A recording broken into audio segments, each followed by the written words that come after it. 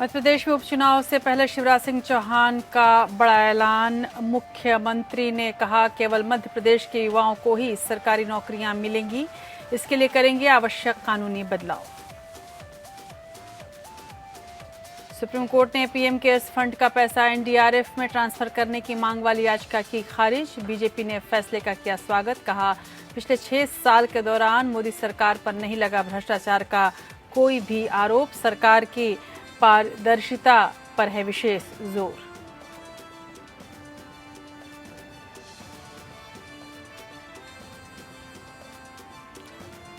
केंद्रीय गृह मंत्री अमित शाह हल्के बुखार के बाद एम्स में भर्ती। डॉक्टर रणदीप गुलेरिया की अगुवाई में डॉक्टर्स की टीम कर रही है निगरानी। हाल ही में कोरोना से संक्रमित हुए थे गृह मंत्री अमित शाह। देश में जारी है कोरोना का कहर। पिछले 24 घंटों में 55,079 कोरोना के नए मामले। 24 घंटे में 876 मरीजों की मौत। देश में कोरोना संक्रमितों की संख्या 27 लाख के पार। यूपी सरकार के एक और मंत्री कोरोना की चपेट में।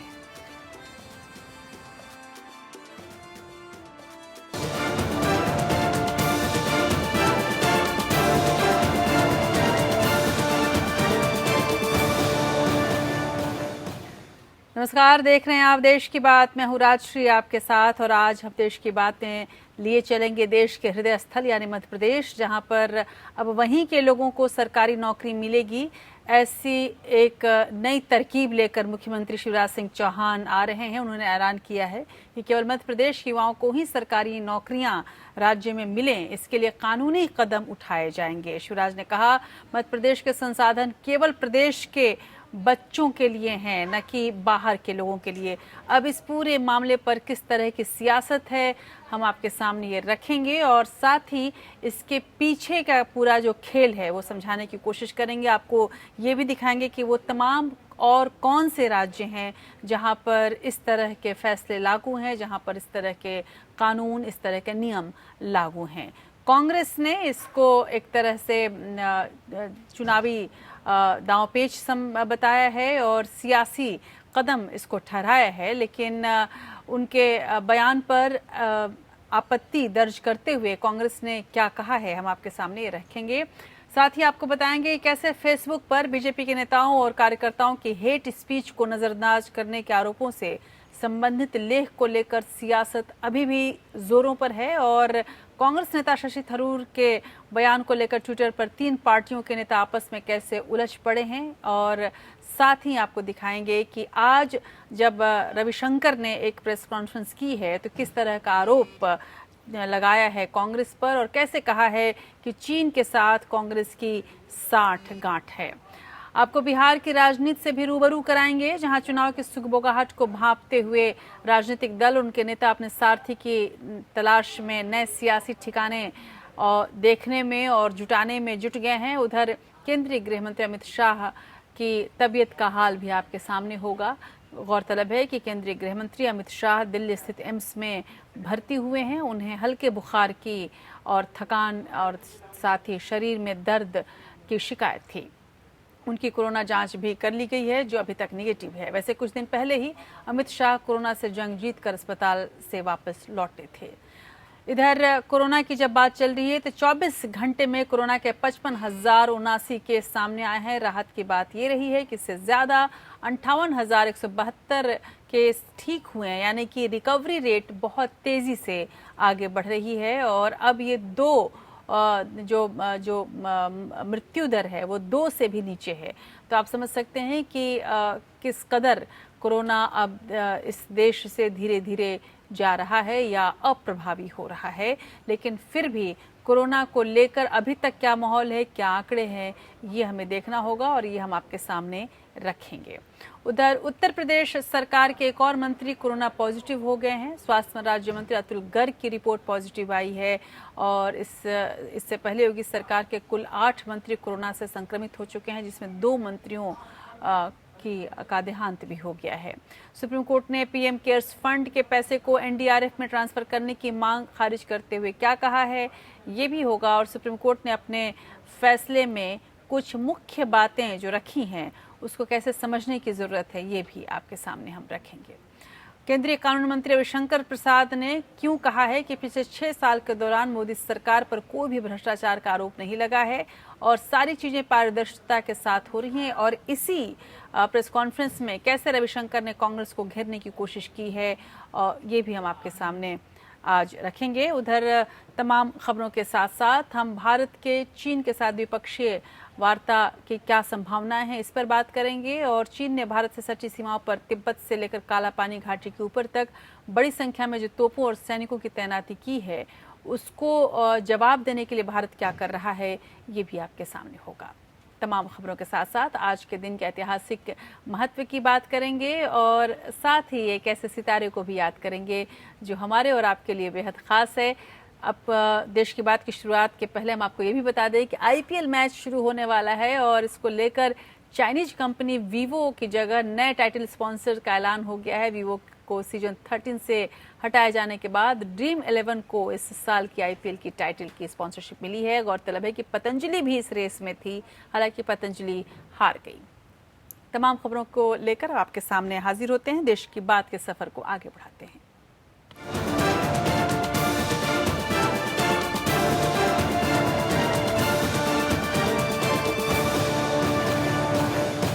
अन्य राज्यों के लोगों को सरकारी नौकरी से रोकने के लिए मध्य प्रदेश सरकार ने मंगलवार को एक बड़ा फैसला लिया है। मुख्यमंत्री शिवराज सिंह चौहान ने ऐलान किया है कि केवल मध्य प्रदेश के युवाओं को सरकारी नौकरियां मिलें, इसके लिए कानूनी कदम उठाए जाएंगे। शिवराज ने एक वीडियो जारी करके इसकी जानकारी दी है। उन्होंने कहा है कि इसके लिए जरूरी कानून बनाया जाएगा। मध्य प्रदेश के संसाधन केवल प्रदेश के बच्चों के लिए होंगे।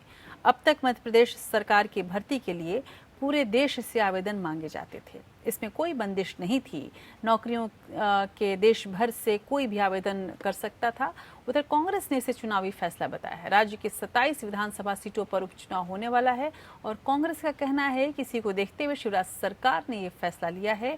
उधर कानून के जानकारों के अनुसार शिवराज सरकार के ऐलान पर आपत्ति दर्ज होनी चाहिए।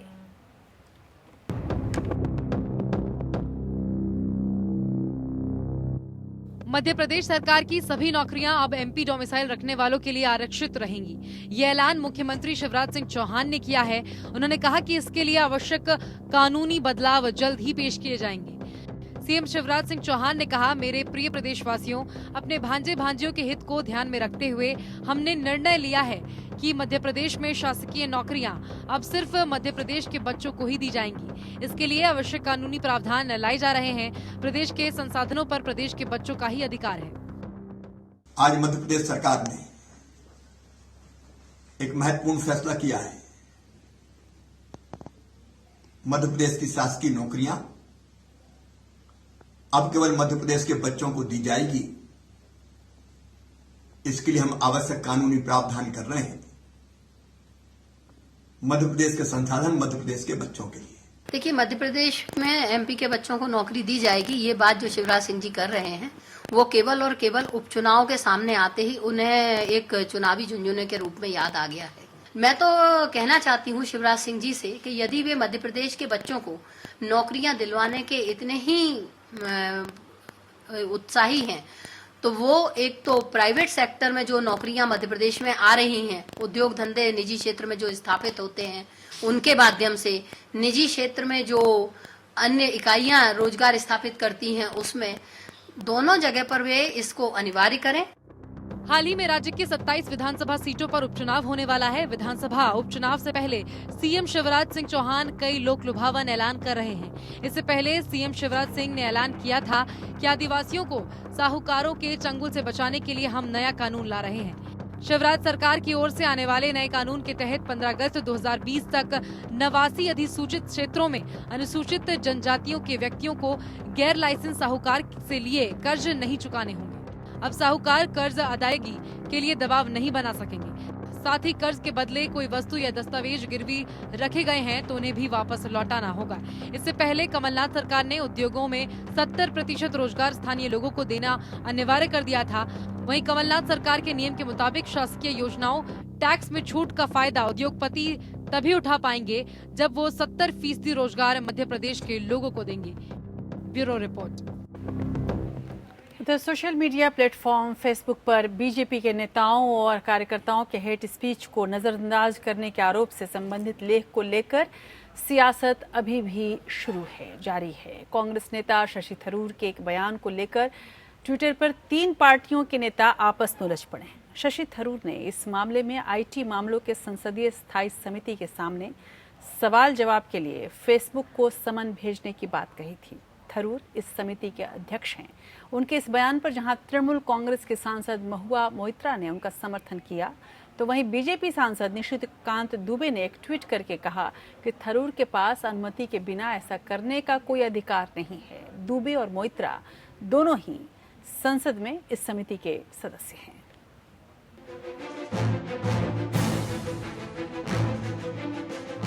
14 अगस्त को अमेरिकी अखबार वॉल स्ट्रीट जर्नल में छपे एक लेख में फेसबुक पर आरोप लगाए गए थे कि फेसबुक भारत में सत्ताधारी बीजेपी के नेताओं और कार्यकर्ताओं की ओर से पोस्ट किए जाने वाले हेट स्पीच की पोस्ट को नजरअंदाज करता है। लेख में फेसबुक के एक अधिकारी के हवाले से ये भी कहा गया था कि बीजेपी कार्यकर्ताओं को दंडित करने से भारत में कंपनी के कारोबार पर असर पड़ेगा। लेख में कहा गया कि फेसबुक ने बीजेपी को व्यापक पैमाने पर गलत तरीके से प्राथमिकता दी है। कांग्रेस नेता राहुल गांधी ने अपने ट्विटर हैंडल पर इस खबर को शेयर करते हुए बीजेपी पर हमला बोला था। इसके बाद कांग्रेस नेता और आईटी मामलों की संसदीय स्थायी समिति के अध्यक्ष शशि थरूर ने ट्वीट कर कहा था कि संसदीय समिति इस रिपोर्ट के बारे में फेसबुक पर पक्ष जरूर सुनना चाहेगी और जानना चाहेगी कि कंपनी भारत में हेट स्पीच के खिलाफ क्या कुछ कदम उठा रही है। उन्होंने ये भी कहा कि समिति नागरिकों के अधिकारों की सुरक्षा और social online news media platforms के गलत इस्तेमाल के रोकथाम के मुद्दे पर फेसबुक का बयान दर्ज करना चाहेगी।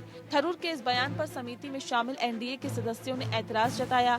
बीजेपी सांसद निशिकांत दुबे ने समिति में बीजेपी और उसकी सहयोगी पार्टियों के सांसदों को लोकसभा अध्यक्ष ओम बिरला को शशि थरूर के खिलाफ चिट्ठी लिखने का आग्रह किया। निशिकांत दुबे का कहना है कि संसदीय समिति के अध्यक्ष को किसी भी एजेंडे पर समिति के सदस्यों से बातचीत किए बगैर ऐसा कदम उठाने का अधिकार नहीं है। उन्होंने कहा कि किसी भी संसदीय समिति के सदस्यों को अपने पार्टी के नेताओं को खुश करने के लिए इसे राजनीतिक लड़ाई का मैदान नहीं बनाना चाहिए। कोई अमेरिका में जो है न्यूज छपता है वॉल स्ट्रीट जर्नल में, उसको राहुल गांधी ट्वीट करते हैं और ठीक उसी ट्वीट के नीचे बिना किसी से कंसल्ट किए हुए शशि थरूर कूद जाते हैं और कहते हैं कि हम उनको बुलाएंगे। कैसे बुला सकते हो भैया? बिना स्पीकर के परमिशन के, बिना नॉलेज के, बिना नियम कानून के, मतलब खाता न बही, जो थरूर कहें वो सही, ये से नहीं संभव है। ये एक बहुत गंभीर मामला है जो फेसबुक और ट्विटर हैं, इनको अब कानून के मुताबिक काम करना चाहिए। ये नहीं हो सकता है कि जो फुटेज है वो सिलेक्टिवली रिमूव की जाए। दुबे के इस बयान पर तृणमूल कांग्रेस की सांसद और समिति की सदस्य महुआ मोइत्रा ने भी ट्वीट किया और कहा कि बीजेपी फेसबुक के बचाव के लिए कुछ भी करने पर उतारू है। उन्होंने अपने ट्वीट में लिखा कि मैं भी समिति की सदस्य हूं। समिति का ये एजेंडा पहले से तय था।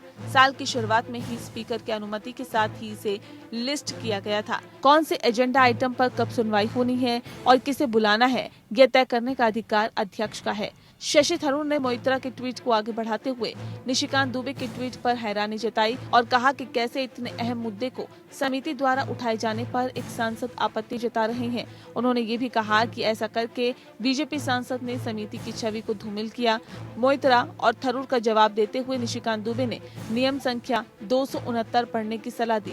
महुआ मोइत्रा ने जो स्क्रीनशॉट शेयर किया है उसमें इस नियम के मुताबिक किसी गवाह को महासचिव के हस्ताक्षर वाले आदेश के साथ बुलाया जा सकता है और उसे समिति की जरूरत के हिसाब से बताए गए दस्तावेज भी उपलब्ध कराने होंगे। थरूर के कमेंट पर दुबे ने कहा कि वक्त बताएगा कि समिति की छवि को किसने बिगाड़ा। Bureau report. उधर बिहार विधानसभा चुनाव को लेकर अब राजनीतिक दल और उनके नेता अपने सारथी की तलाश में नए सियासी ठिकाने देख रहे हैं, जिससे राज्य में नए सियासी समीकरण भी बन रहे हैं। जेडीयू और एलजेपी में बढ़ती तल्खी के बीच बिहार में दलित चेहरा माने जाने वाले श्याम रजक ने सीएम नीतीश कुमार का साथ छोड़कर आरजेडी का दामन थाम लिया है। उधर नीतीश कुमार अब डैमेज कंट्रोल करने में जुट गए हैं और वो रजक की विदाई से होने वाले नुकसान की भरपाई जीतन राम मांझी के जरिए कर देना चाहते हैं। ऐसे में मांझी महागठबंधन से नाता तोड़ के जल्द ही जेडीयू से हाथ मिला सकते हैं। गौरतलब है कि इसके पहले ये खबर उड़ी थी कि जीतन राम मांझी असदुद्दीन ओवैसी के साथ मिल सकते हैं, लेकिन जीतन राम मांझी जो इस वक्त अपने अस्तित्व की लड़ाई राज्य में लड़ रहे हैं, उन्हें नीतीश कुमार सबसे ज्यादा कहा जाए तो सुकूनदायक छत्र दिख रहे हैं।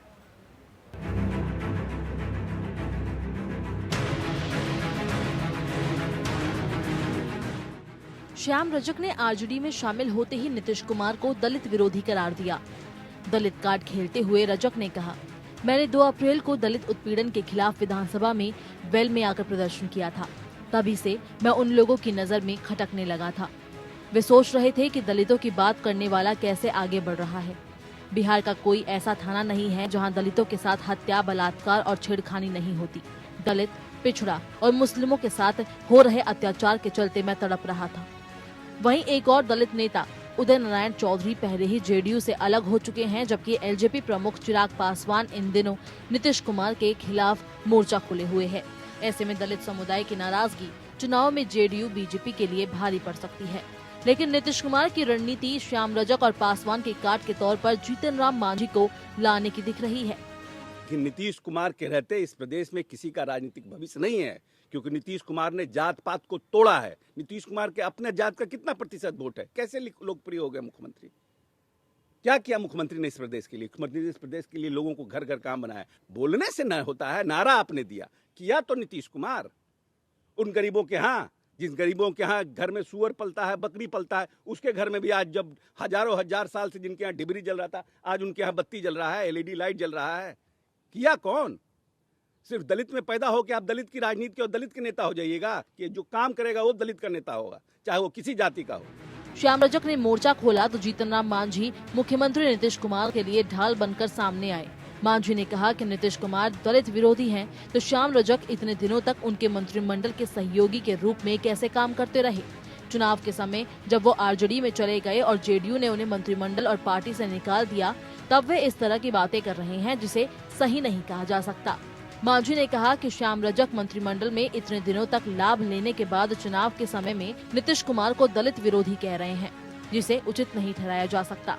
दरअसल जीतन राम मांझी की घर वापसी को लेकर जेडीयू की तरफ से पिछले कई महीनों से कवायद हो रही है। जेडीयू चाहती है कि मांझी की पार्टी हम का पूरी तरह से जेडीयू में विलय हो जाए, लेकिन ऐसा नहीं होने की सूरत में मांझी की पार्टी के साथ कुछ सीटों पर समझौते का फॉर्मूला तय किया जा रहा है। माना जा रहा है कि 20 अगस्त को जीतन राम मांझी अपनी पार्टी के सियासी भविष्य को लेकर बड़ा फैसला लेने वाले हैं, क्योंकि उसी दिन उन्होंने अपनी पार्टी की कोर कमेटी की बैठक बुलाई है। 20 अगस्त को मांझी महागठबंधन से अलग और जेडीयू के साथ हाथ मिलाने का फैसला ले सकते हैं। Bureau report. उधर केंद्रीय गृह मंत्री अमित शाह को देर रात करीब 2 बजे दिल्ली स्थित एम्स में भर्ती कराया गया। उन्हें ओल्ड प्राइवेट वार्ड में रखा गया, जहां एम्स के डायरेक्टर डॉक्टर रणदीप गुलेरिया के देखरेख में उनका इलाज चल रहा है। एम्स से मिली जानकारी के मुताबिक वो थकान और शरीर में दर्द महसूस कर रहे थे। एम्स के मीडिया और प्रोटोकॉल विभाग द्वारा जारी प्रेस विज्ञप्ति के अनुसार उनकी कोरोना जांच की गई, जो कि नेगेटिव आई है। वो फिलहाल अस्पताल से ही काम कर रहे हैं। दरअसल शाह हाल ही में कोरोना संक्रमित पाए गए थे। उन्हें गुरुग्राम के मेदांता अस्पताल में भर्ती कराया गया। बाद में उनकी जांच रिपोर्ट निगेटिव आई थी। अमित शाह ने खुद ट्वीट करके बीते शुक्रवार को इसकी जानकारी दी थी। उधर कोरोना की बात करें तो देश में बीते 24 घंटों में कोरोना के 55,079 केस सामने आए हैं। राहत की बात ये रही है कि इससे ज्यादा 58,172 मामले ठीक हुए हैं। देश में कोरोना महामारी की शुरुआत से अभी तक 5 बार ही ऐसा हुआ है जब एक्टिव केस में कमी आई है। ऐसा तभी होता है जब एक दिन में नए संक्रमितों से ज्यादा मरीज ठीक हो जाते हैं। फिलहाल देश में कोरोना मरीजों की संख्या बढ़कर 27,02,742 हो गई है। पिछले 24 घंटों में 876 लोगों की मौत हो गई। महाराष्ट्र में सबसे ज्यादा 8,493 केस सामने आए, जबकि सबसे ज्यादा 3,127 मरीज यहां ठीक हुए हैं। 6,780 केस के साथ आंध्र प्रदेश दूसरे नंबर पर रहा है।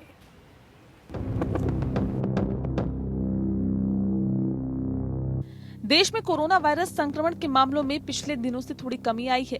मंगलवार को 55,078 नए मामले सामने आए। वहीं संक्रमित मरीजों का आंकड़ा 27 लाख के पार पहुंच गया। लेकिन अच्छी बात यह है कि संक्रमण से स्वस्थ होने वाले लोगों की संख्या 19.5 लाख से ज्यादा हो गई है और जांच में तेजी आई है।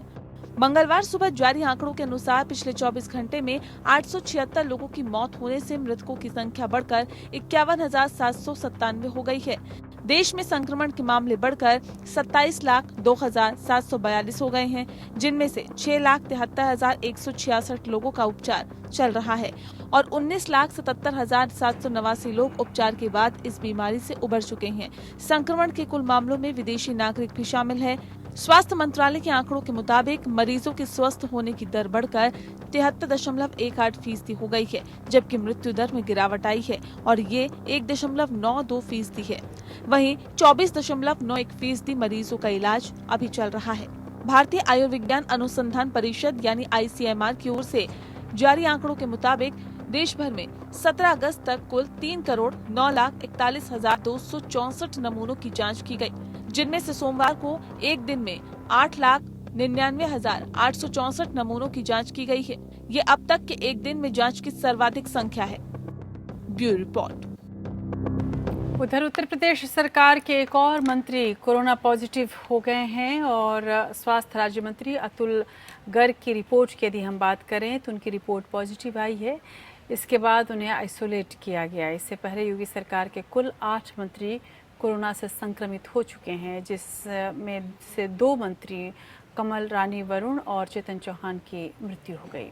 स्वास्थ्य मंत्री जयप्रताप सिंह, ग्राम विकास मंत्री राजेंद्र प्रताप सिंह उर्फ मोती सिंह, विधि एवं न्याय मंत्री ब्रजेश पाठक, जल शक्ति मंत्री महेंद्र सिंह, आयुष राज्य मंत्री स्वतंत्र प्रभार धर्म सिंह सैनी, खेल एवं युवा कल्याण राज्य मंत्री स्वतंत्र प्रभार उपेंद्र तिवारी कोरोना की चपेट में आ चुके हैं। इनके अलावा बीजेपी के प्रदेश अध्यक्ष स्वतंत्र देव सिंह, IPS अधिकारी नवनीत सिकेरा समेत कई अधिकारी भी कोरोना पॉजिटिव पाए जा चुके हैं।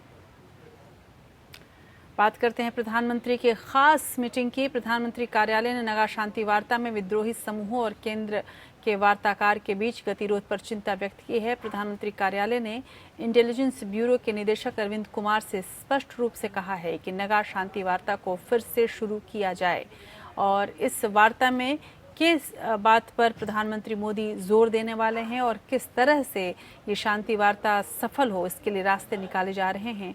पूरी रिपोर्ट देखिए।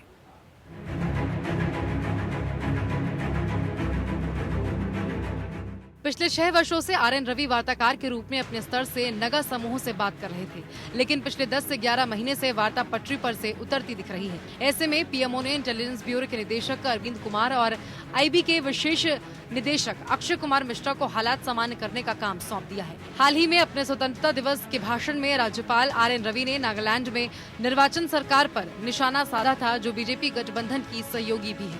रवि ने कहा था, नागालैंड एक बेहतरीन मानव और प्राकृतिक संसाधन से संपन्न क्षेत्र है। दुर्भाग्य से आज ये उत्तर पूर्वी क्षेत्र सहित देश में सबसे खराब प्रदर्शन करने वाला राज्य बन गया है। मानव विकास के लगभग सभी महत्वपूर्ण क्षेत्र में पिछड़ गया है। उधर विद्रोही समूहों में सबसे बड़ा गुट NSCN और राष्ट्रीय नगा राजनीतिक समूह के बीच तनाव लगातार बढ़ता जा रहा है।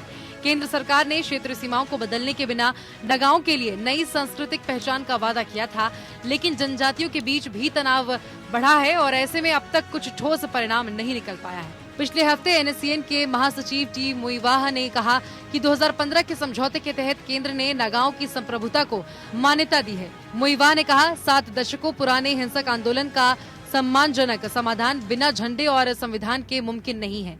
इस संगठन ने अपने बयान में RN रवि को वार्ताकार के तौर पर हटाने को भी कहा है। NSCN IM के सदस्यों को संबोधित करते हुए मुईवाह ने कहा, आप मान्यता दें या ना दें, हमारे पास अपना झंडा और संविधान है।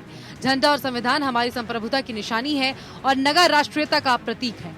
नगाओं को अपना झंडा और संविधान रखना चाहिए। मुईवाह ने दावा किया कि नागालैंड के राज्यपाल और बातचीत में मध्यस्थ की भूमिका निभाने वाले RN रवि ने 31 अक्टूबर 2019 को कहा था, हम आपके झंडे और संविधान का सम्मान करते हैं।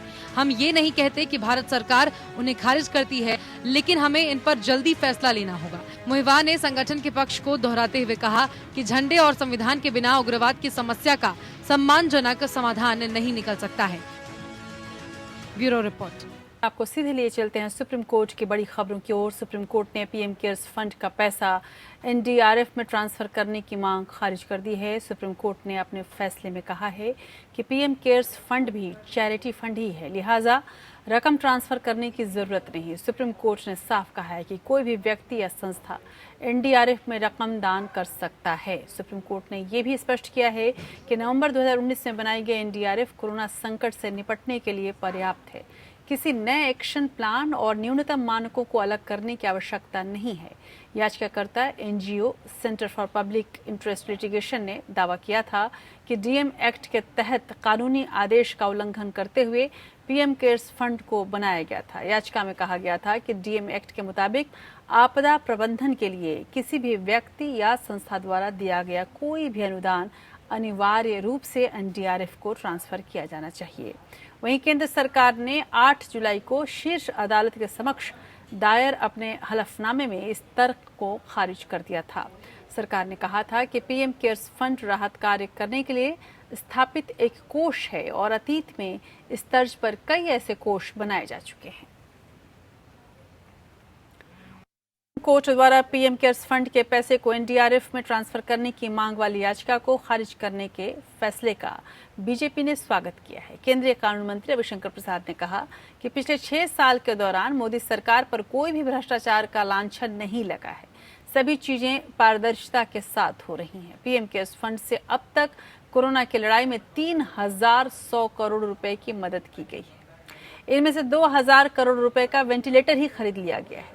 रविशंकर प्रसाद ने कहा कि 50,000 वेंटिलेटर की खरीद की गई है, जो आजादी के बाद सबसे बड़ी खरीद है। प्रवासी मजदूरों की मदद के लिए 1000 करोड़ रुपए का आवंटन किया गया। 100 करोड़ रुपए वैक्सीन रिसर्च के लिए दिया गया है। PM cares fund public trust है और इसके हेड प्रधानमंत्री हैं। केंद्रीय मंत्री ने भी कहा है कि पीएम केयर्स फंड में लोगों ने स्वेच्छा से दान दिया है और हम कांग्रेस की तरह से नहीं है। कांग्रेस में ये भ्रष्टाचार का मामला हमेशा से रहा है। एनडीआरएफ का पैसा आरपीएफ यानी राजीव गांधी आरजीएफ में गया था। पीएम केयर फंड है, ये एक रजिस्टर्ड पब्लिक ट्रस्ट है, रजिस्टर्ड पब्लिक ट्रस्ट। और जो आपके prime minister national relief fund है, जिसे कहते हैं पीएमएनआरएफ, ये 1948 में बनाया गया था by an oral observation of the then Prime Minister. Transparency is writ large in the PM Cares Fund, both in terms of legal requirement and both in terms of transparent management of funds received on a voluntary basis. उधर Vedanta limited को Madras high court ने बड़ा झटका दिया है। Court ने company की तूतीकोरिन में स्टरलाइट तांबा प्लांट को बंद करने के फैसले को बरकरार रखा है। मद्रास हाईकोर्ट में वेदांता ने पुनर्विचार याचिका दायर की थी, लेकिन कोर्ट ने अपने पुराने फैसले को बरकरार रखा है। ये मामला 2018 का है, जब वेदांता समूह की कंपनी स्टरलाइट के विरोध में हुए प्रदर्शनों के दौरान पुलिस ने गोलीबारी की थी, जिसमें 13 लोगों की मौत हो गई थी। और इसके बाद तमिलनाडु सरकार ने कंपनी के प्लांट पर ताला लटकाने का फैसला ले लिया था। तमिलनाडु सरकार ने एक सरकारी आदेश जारी किया था और प्रदूषण नियंत्रण बोर्ड को निर्देश दिया था कि वो वेदांता समूह के स्टरलाइट तांबा प्लांट को सील करे और इसे स्थायी रूप से बंद कर दे। इस फैसले के खिलाफ वेदांता ने मद्रास हाई कोर्ट और सुप्रीम कोर्ट का दरवाजा खटखटाया, लेकिन कोई सफलता नहीं मिली। 2013 में भी प्लांट को कई हफ्तों के लिए तब बंद किया गया था, जब नेशनल ग्रीन ट्राइब्यूनल में इसके खिलाफ पर्यावरण को नुकसान पहुंचाने का मामला चल रहा था। तूतीकोरिन जिले में लंबे समय से अलग अलग जगह इस प्लांट के विरोध में धरना प्रदर्शन हुए। क्षेत्रीय लोग इस प्लांट की क्षमता बढ़ाए जाने का विरोध कर रहे थे। इसके अलावा प्रदर्शनकारियों का दावा था कि प्लांट के चलते पूरे क्षेत्र में ग्राउंड वाटर में प्रदूषण का स्तर बढ़ चुका है। उधर बॉलीवुड अभिनेता सुशांत सिंह राजपूत की मौत के मामले में आज रिया चक्रवर्ती की तरफ से बड़ा बयान सामने आया है। रिया के वकील सतीश मान शिंदे ने मीडिया से कहा है कि रिया के ऊपर लगे सभी आरोप बेबुनियाद हैं। रिया अभी तक जांच के सिलसिले में मुंबई पुलिस और ईडी के सामने पेश हो चुकी हैं और वो आगे भी तीसरी एजेंसी के सामने पेश होने के लिए तैयार हैं। रिया ने कहा कि वो आदित्य ठाकरे को नहीं जानती और नहीं उनसे कभी मिली हैं। रिया ने यह भी स्पष्ट किया है कि उसने सुशांत से कभी पैसे नहीं लिए। रिया का दावा है कि मुंबई पुलिस और ईडी ने सभी दस्तावेजों की जांच कर ली है और उन्हें इसके खिलाफ कुछ भी संदेहास्पद नहीं मिला है। इस बीच सुशांत के भाई और बिहार में बीजेपी के विधायक नीरज सिंह ने कहा है कि इस मामले में गवाहों को धमकियां दी जा रही हैं और उनकी हत्या तक हो सकती है, लेकिन मुंबई पुलिस उन्हें सुरक्षा नहीं दे रही।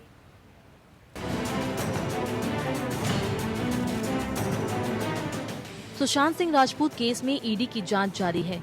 इस केस के सिलसिले में अब तक कई लोगों से पूछताछ कर उनका बयान दर्ज किया जा चुका है।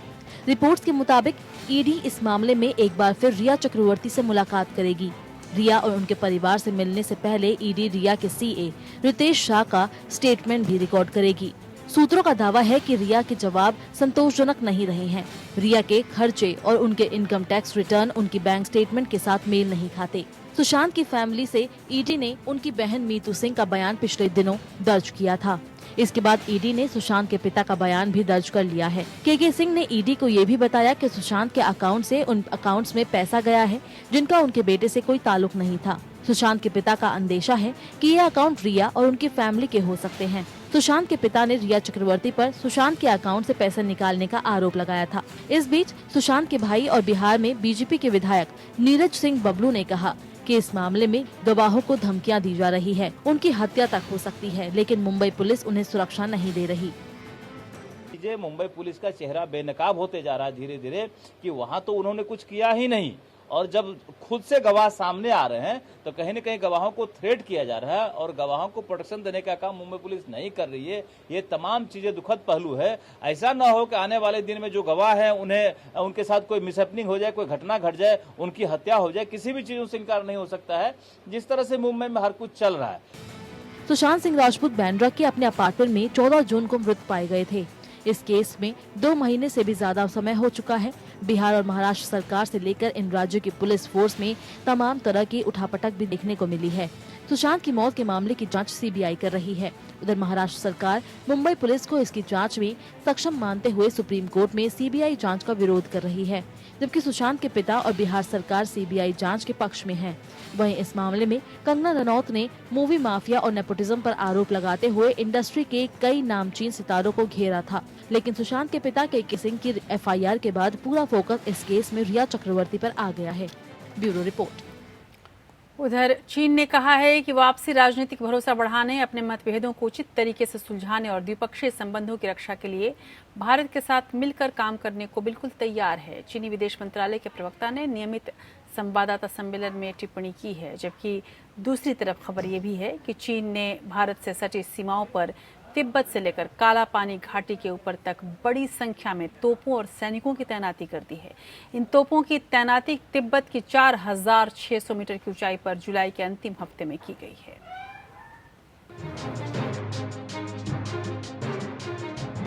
दुनिया को अपने विस्तारवादी नीतियों से सांसद में डालने वाला चीन भारत के खिलाफ दोहरी नीति का प्रयोग कर रहा है। एक और तो वो भारत के साथ सभी मुद्दों का शांतिपूर्ण हल ढूंढने की बात कर रहा है, तो वहीं दूसरी तरफ भारत की सीमाओं पर अपने सैनिकों की संख्या भी लगातार बढ़ा रहा है।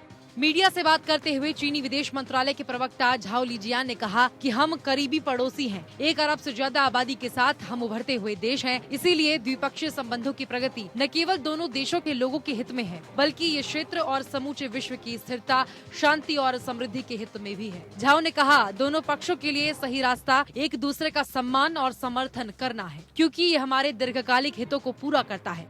प्रवक्ता ने कहा, इसीलिए चीन अपनी राजनीतिक भरोसा बढ़ाने, मतभेदों को उचित तरीके से सुलझाने और व्यवहारिक सहयोग और द्विपक्षीय संबंधों के हितों की रक्षा के लिए भारत के साथ मिलकर काम करने को तैयार है। वहीं दूसरी तरफ खबर ये है कि चीन ने भारत से सटे सीमाओं पर तिब्बत से लेकर काला पानी घाटी के ऊपर तक बड़ी संख्या में तोपों और सैनिकों को तैनात कर दिया है। सूत्रों के हवाले से आई खबर के मुताबिक तोपों की तैनाती तिब्बत की 4600 मीटर की ऊंचाई पर जुलाई के अंतिम हफ्ते में की गई है। इसके अलावा चीन ने तिब्बत के सैन्य जिले में 77 कॉम्बैट कमांड की 150 लाइट कम्बाइंड आर्म्स ब्रिगेड की तैनाती भी कर दी है। चीन ने कम्बाइंड आर्म्स ब्रिगेड की तैनाती भारत से लगे लाइन ऑफ एक्चुअल कंट्रोल के पास की है। दुनिया के सामने बातचीत और सीमा पर शांति की बात करने वाले चीन की मंशा उसके इस कदम से साफ होता दिखाई दे रहा है। सूत्रों ने बताया कि चीन ने इन तोपों और दूसरे भारी शस्त्रों की तैनाती वास्तविक नियंत्रण रेखा यानी कि LAC की 3 सेक्टरों पश्चिम में लद्दाख, मध्यम में उत्तराखंड और हिमाचल प्रदेश, पूर्व के सेक्टरों में सिक्किम और अरुणाचल प्रदेश में की है। चीनी सेना ने अपने जवानों को भारी संख्या में उत्तराखंड के लिपुलेख के पास भारत, चीन और नेपाल के तिराहे पर काला पानी घाटी के ऊपर भी तैनात कर दिया है। चीन ने ये तैनाती तनाव घटाने को लेकर जारी वार्ता के प्रक्रियाओं के बीच में की है। सूत्रों का ये भी कहना है कि चीन ने वादा खिलाफी करते हुए तैनातियों के साथ ही सीमावर्ती इलाकों में परमानेंट स्ट्रक्चर भी बना लिया है। सैन्य वार्ताओं के कई दौर होने के बावजूद चीन फिंगर एरिया देपसोंग और डोग्राम में पीछे हटने को तैयार नहीं है। चीनी सैनिक फिंगर एरिया में 3 महीने से ज्यादा समय से मौजूद हैं। बंकर निर्माण करने के साथ अपनी स्थिति भी मजबूत कर रहे हैं। Bureau report. उधर भारत और चीन के बीच जारी सीमा विवाद को लेकर नई दिल्ली ने बीजिंग को कड़ी चेतावनी देते हुए कहा है कि वो पूर्वी लद्दाख में वास्तविक नियंत्रण रेखा LAC के साथ चीनी सैनिकों को पीछे भेजने और यथार्थ स्थिति बहाल करने की अपनी मांग को जोरदार तरीके से जारी रखेगा। साथ ही भारत ने इस ऊंचाई वाले क्षेत्र में लंबे समय तक टिके रहने के लिए कमर भी कस ली है। इस बीच चीन को सबक सिखाने और उसकी हेकड़ी तोड़ने के लिए नरेंद्र मोदी सरकार आर्थिक मोर्चे पर एक और फैसला लेने की योजना बना रही है। देखिए रिपोर्ट।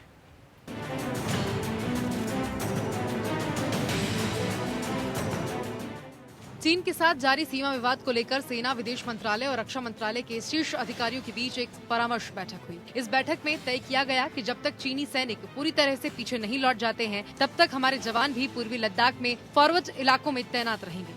इस अंतर मंत्रिय स्तरीय बैठक का लक्ष्य सप्ताह होने वाले भारत चीन सीमा मामलों पर परामर्श, समन्वय के लिए कार्यतंत्र, कूटनीतिक वार्ता से पहले भारत की भविष्य की रणनीति को तैयार करना था। दोनों ही देशों के बीच सीमा विवाद को लेकर 5 दौर की सैन्य वार्ता हो चुकी है, लेकिन अभी तक चीन के अड़ियल रवैये में कोई बदलाव नहीं हो रहा है।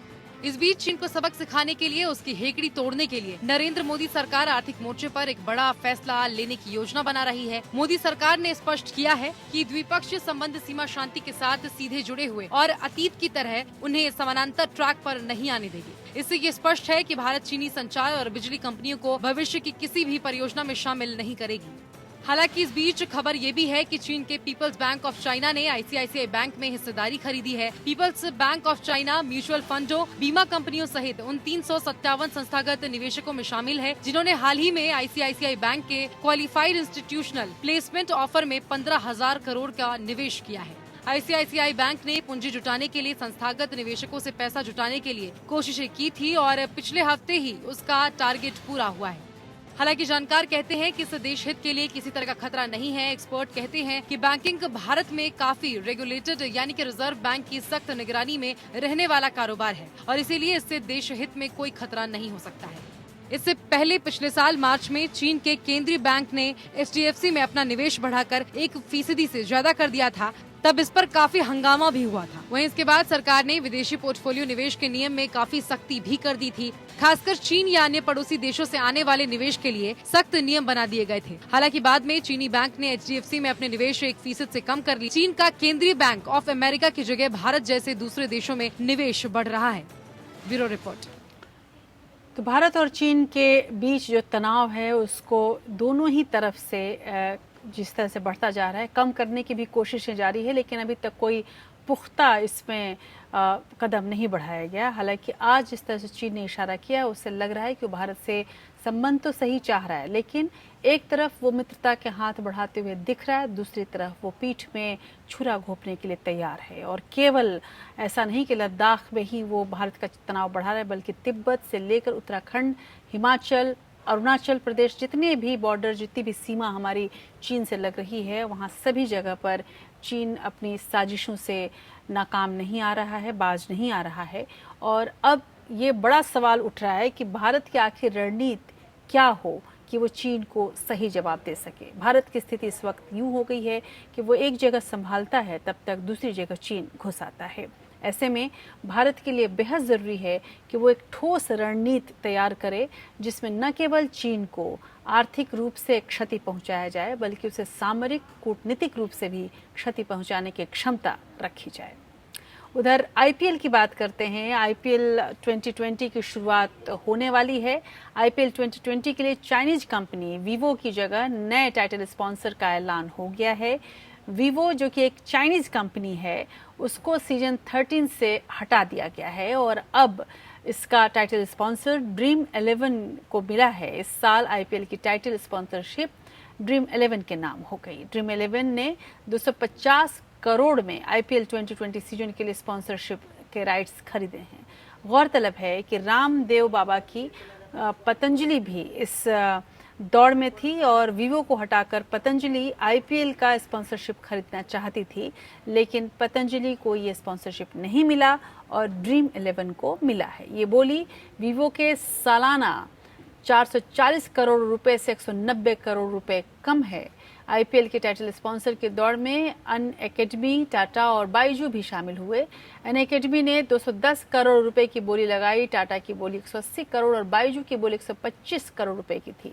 भारत और चीन के बीच बढ़ते विवाद के कारण बीसीसीआई ने इस सीजन के लिए वीवो की छुट्टी कर दी थी। वीवो ने 2018 से 2022 तक 5 साल के लिए 2190 करोड़ रुपए में आईपीएल टाइटल प्रायोजन अधिकार हासिल किए थे। आईपीएल का आयोजन 19 सितंबर से 10 नवंबर तक इस साल संयुक्त अरब अमीरात यूएई में किया जाएगा।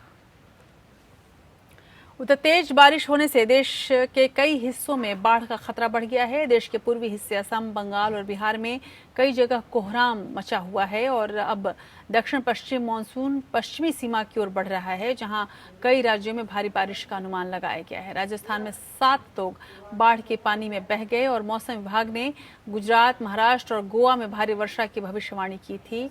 उधर राजस्थान में एक प्राचीन म्यूजियम में इतना पानी घुसा कि वहां पर 13वीं शताब्दी के एक ममी को बाहर निकालना पड़ा। वहीं बिहार में स्थिति गंभीर बनी हुई है, जहां 80 लाख से अधिक लोग प्रभावित हैं और 25 से ज्यादा बाढ़ से संबंधित घटनाओं में मारे गए हैं।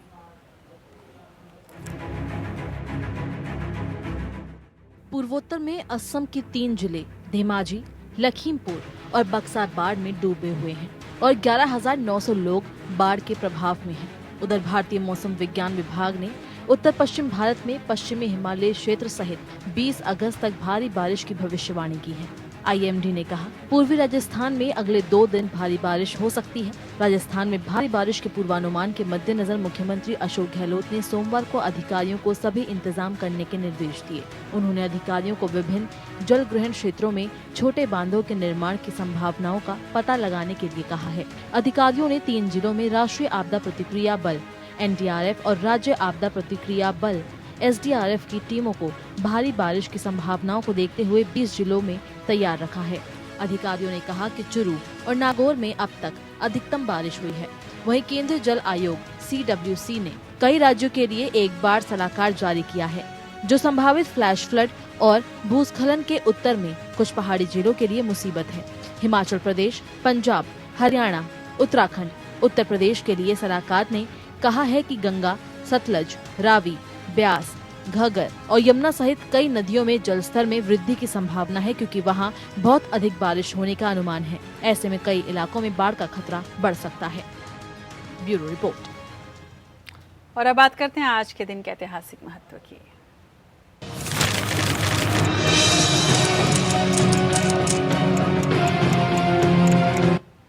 18 अगस्त 1945 में आज ही के दिन महान स्वतंत्रता सेनानी नेताजी सुभाष चंद्र बोस ताइवान के ताइहुकू में विमान दुर्घटना में बुरी तरह से घायल हुए थे, लेकिन उसके बाद उनका क्या हुआ ये आज भी एक रहस्य है।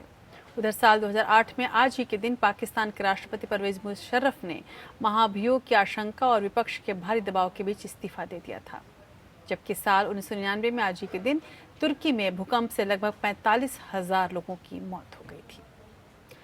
और बॉलीवुड के सबसे मशहूर राइटर और शायर गुलजार आज अपना 86वां जन्मदिन मना रहे हैं। इनका जन्म पाकिस्तान के दीना में हुआ था। संपूर्ण सिंह कालरा यानी गुलजार का कोई दायरा नहीं है, वो बहुत सारी विधाओं में निपुण हैं। गुलजार ने अपने गीतों से बॉलीवुड में इश्क का गुलशन महकाया, तो वहीं उन्होंने अपने शब्दों से लोगों की आंखों को नम किया। उन्होंने अपने गीतों के बोल को असल जिंदगी के मायने दिए। गुलजार के नाम से ही इश्क की चाशनी सी घुल जाती है फिजाओं में। ऐसे लेखक साहित्य जगत में कम ही हुआ करते हैं जो अपने शब्दों में शहद सी मिठास खोल दें।